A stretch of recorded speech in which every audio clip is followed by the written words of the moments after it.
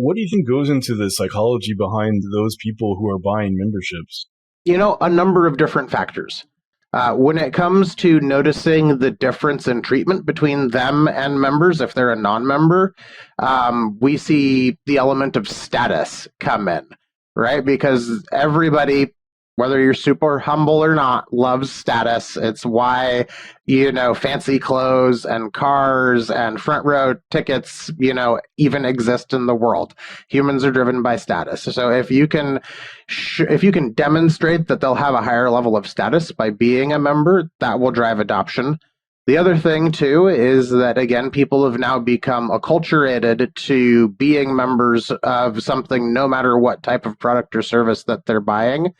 And three is kind of the financial piece that you alluded to as well. If they're paying a little bit every month, and that means that when they do come in for services, it doesn't necessarily have to be as big of a one-time lump sum. That's super attractive to people because you don't necessarily have to, talk to a spouse about why there's this super, or boyfriend, girlfriend, whatever, about why there's this super big expense suddenly on the credit card or on the bank statement. And two, even if, you don't have to explain anything to anybody, it's nice to have, better liquidity and better cash flow in your general life just as a person. So being able to kind of pay a little bit here and there as you go and then not have it be one big painful lump sum when it's treatment time is great for a number of different reasons. And then one of the questions I wanted to ask you is for a lot of people, and I think, your model is a little bit, it's very special, but for a lot of people, they get the customer first coming in for maybe, Botox or neuromodulator treatment. And then they try to, they tell them later about the membership, when they're there. My understanding is that you kind of flip that and basically get people to go basically right into the membership initially. Some of them even before they come to your office. Is that fair to say? Yeah, so we actually lead with the membership when we're doing marketing campaigns generally, though we do some other marketing campaigns as well if we're trying to push, a particular service or maybe fill up a new esthetician schedule really fast. But when we are doing general marketing, we tend to like to lead with our membership. And the way that looks is, your general sort of direct response advertising, right? Putting out a front end offer, getting them to opt into a funnel saying that they want it. Then they get on the phone with our front office staff and they explain the benefits and the perks of the membership to them, how it all works. And then they sell them the membership prior to them coming in for that initial consultation with our provider.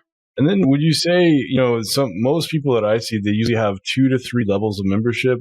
Is there things that you've learned in your journey where you kind of say like, hey, look, you shouldn't have more than 3 levels, or, some people have 5 or 6 levels.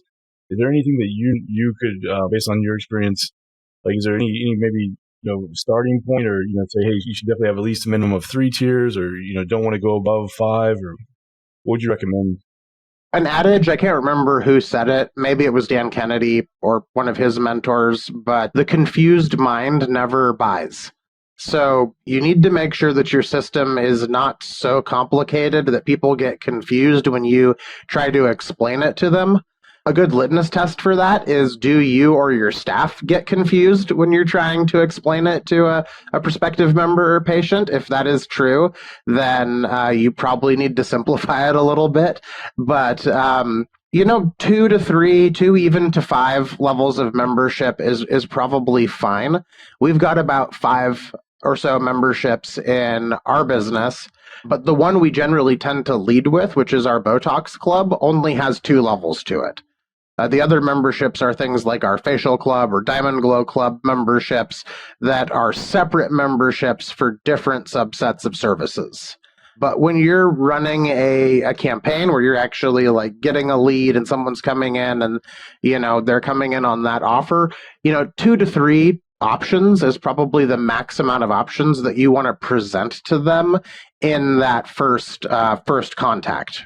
So, for example, if someone were to join like your Botox Club, they would have that membership, but then they could also buy additional memberships from you as well for other services? That's true. Yeah.